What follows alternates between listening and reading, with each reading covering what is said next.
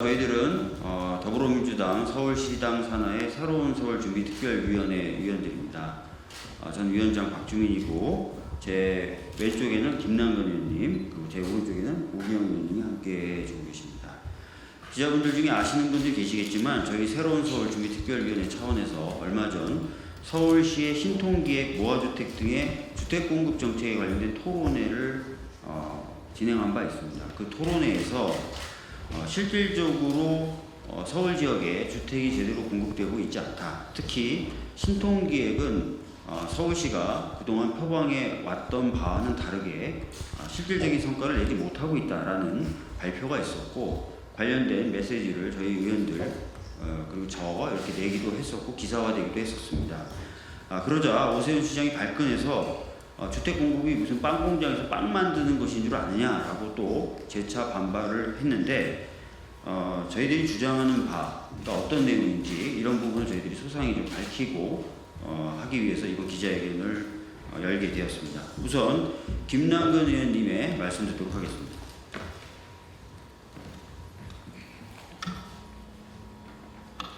네, 서울 성북을의 김남근 국회의원입니다. 오세훈 시장은 취임하자마자 2021년 5월 26일 날 재개발을 통해서 13만 세대의 주택을 2025년까지 공급하겠다 이렇게 약속을 했습니다. 전체적으로는 24만 호를 2025년까지 공급하겠다 이렇게 약속을 했는데요. 근데 그 당시에 기준이었던 사업 시행계획 인허가를 기준으로 보더라도 현재 2025년이 다 돼가는 현재까지 1만 세대만이 인허가를 받은 상황입니다. 사업계획 승인, 인허가를 받고도 착공까지 가지 못하거나 착공이 장기적으로 늘어지는 경우들도 많이 있어서 이재명 정부에서는 주택 공급을 착공 기준으로 다시 바꾸겠다 이렇게 하고 있는데요. 착공 기준으로는 그야말로 연세대밖에 안 됩니다.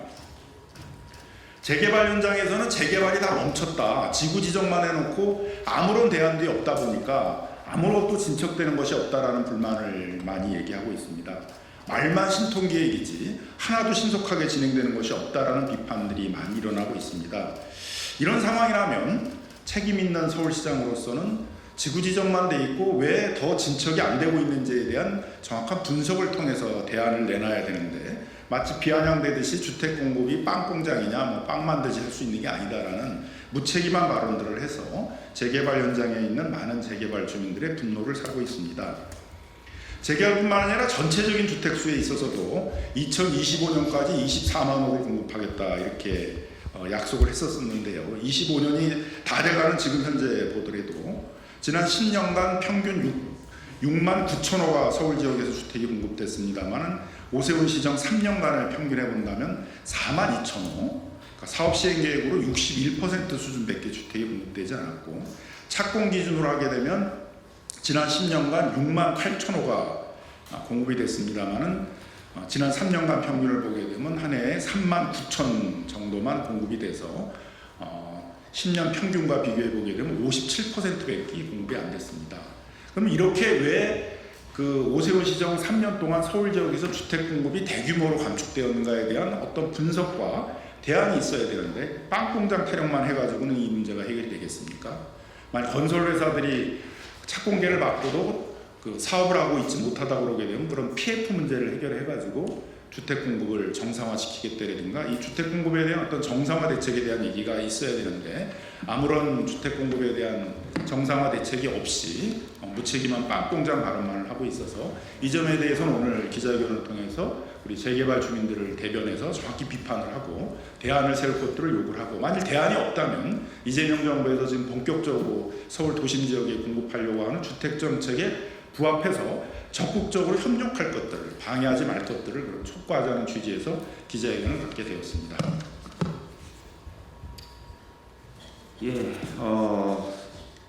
시민들이 체감하는 공급의 기준은 아마 구역 지정이 아니라 착공이라든지 분양이라든지 그런 것이 되지 않을까 싶습니다. 그렇기 때문에 이번 정부에서 주택 공급 대책을 발표할 때도 착공 기준으로 몇 호를 하겠다 이렇게 발표를 했던 것인데요.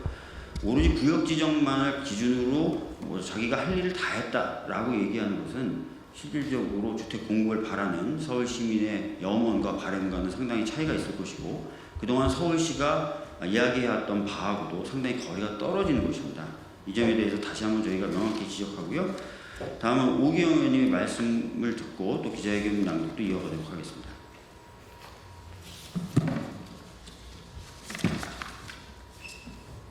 네, 서울 도봉을 국회의원 오경입니다. 주택 공급에 대해서 지금 사회적인 논쟁이 있습니다. 그리고 함께 지금 주요한 우리 현안으로서 정치권이 풀어나가야 됩니다. 회고에 보면 지난 22년 9월에 레고랜드 사태가 있었습니다. 강원도에서 일부 어음의 그 채권에 대해서 상환을 거부함으로 인해서 갑자기 이 금융시장이 요동쳤고 그 수십조 원이 투입이 되면서 진화를 했습니다. 그 이후에 우리 사회의 주된 문제는 부동산 PF의 해결이었습니다. 그러나 지난 3년 동안 부동산 PF가 적시에 신속하게 제대로 정리가 안 되고 지금까지도 부동산 시장 전반에 후유증을 낳고 있습니다. 저희가 최근 몇 년 동안의 국정감사 과정 속에서 정무위에서 기재위에서 계속 그 당시에 부총리, 그 당시 한국은행에 대해서 문제 제기하고 대안을 제시할 것도 조속히 처리할 걸 요구를 해왔습니다. 지금 우리 사회에서 필요한 것은 부동산에 대한 공급의 문제입니다. 그리고 공급을 그동안 왜 제대로 안 됐는지 실질적으로 어디까지 풀어가야 되는지에 대해서 좀 진지하게 풀어나갈 때입니다. 지금 서울시에서 임시 방통식으로 이제 변명을 하거나 그래서 문제가 풀릴 수 있는 건 아니다. 그리고 지금 현재 세정부에서 공급 계획을 마련하고 준비하는 것에 대해서 보다 적극적으로 대안을 중심으로 해서 함께 협력했으면 한다. 그런 말씀을 드립니다. 오늘 준비된 입장문을 읽겠습니다. 주택 부동산 정책에서 무책임과 무능을 반복한 오세훈 시장을 엄중히 규탄한다. 오세훈 시장은 2021년 취임과 동시에 2025년까지 모두 합쳐서 24만 호 주택을 공급하겠다는 야심찬 공약을 내걸었고 신속 통합기획과 모아타운, 모아주택 등 다양한 정책을 발표했다. 그러나 4년이 지난 지금 참으로 현실은 실망스럽다. 오세훈 시장이 자랑하던 신통기획과 모아주택은 사업 인가 기준으로 약 1만여 세대밖에 공급하지 못했고 착공 기준으로 신속 통합기획을 통한 공급은 사실상 제로이다. 오세훈 시장은 구역 지정이나 조합 설립과 같은 행정 절차를 성과로 포장했지만 이를 주택 공급의 성과로 볼 수는 없다. 시민들이 체감하는 진짜 주택 공급 성과는 최소한 사업 시행 인가나 착공 기준이어야 하며 바로 그 지점에서 성과가 미비하다는 비판을 직시해야 한다. 결국 신속, 통합, 공급 확대라는 그 용어는 모두 실질이 없는 구호에 불과하다. 오세훈 시장은 이에 대해서 재개발 재건축이 빵 공장에서 빵 찍어내듯이 되는 일이 아니라 이렇게 항변하였지만 착공까지 어려움을 구구절절하게 변명한 것은 불과하다. 그러나 주택 공급이 마치 손쉽게 이루어지는 것처럼 공언한 것은 오세훈 시장 자신이다. 공급 시기를 최대한 앞당기겠다. 속도와 공공 책임, 시민의 삶의 질 개선 등을 분명하게 약속한 본인이 이제 와서 불가피성을 이야기하면서 해명하는 것, 시민을 우롱하는 태도이다. 애당초 실현 불가능한 목표였다면 그 약속 자체가 시민을 현혹하는 것이었음을 분명히 인정해야 할 것이다. 하지만 신통기획 모아주택의 실패보다는 더 큰 문제는 오세훈 시장 취임 이후에 서울시의 모든 주택 공급 지표가 심각한 위기를 보여주고 있다는 것이다. 서울시 주택 보급률은 2019년 96%, 2023년 93.6%로 4년 연속 하락했다. 2023년 실제 주택 준공 가구 수는 41,218가구로 14년 만에 최저치이며 2020년 대비 절반 수준에 그쳤다. 지난 10년 평균 매년 6만호에서 7만호 이상 건설되던 주택이 오세훈 시장 취임 이후 4만호에서 5만호 정도로 뚝 떨어졌다.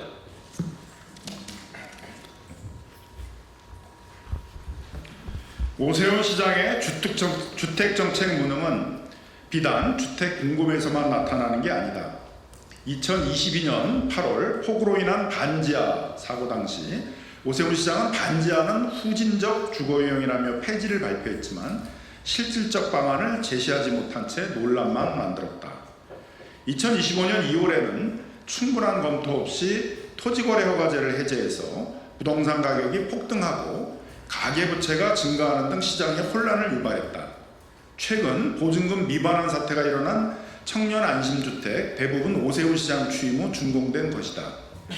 입주 과정에서 서울시가 관리 감독의 책임을 다하지 못해서 청년들의 삶에 큰 타격을 주고 있다.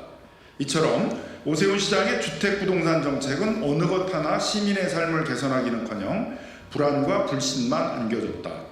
그럼에도 불구하고 오세훈 시장은 자신을 돌아보며 반성과 사과보다는 여전히 본인 치적 홍보에만 매몰되어 있다. 지방선거를 앞두고 무리하게 추진하는 정책이 또 다른 피해를 야기할까 많은 시민들이 우려하고 있다. 새로운 일을 벌리기에 앞서서 이미 내건 공약과 정책을 책임있게 정리하고 국민께 진심으로 사과하며 임기를 마무리하는 것이 시장으로서 최소한의 책무임을 엄중히 경고한다. 더불어민주당 서울시 새로운 서울 특별위원회는 오세훈 시장이 엇나가지 않도록 시민들의 목소리를 서울시에 전달하고 또한 대안을 마련하기 위해 힘쓸 것이다.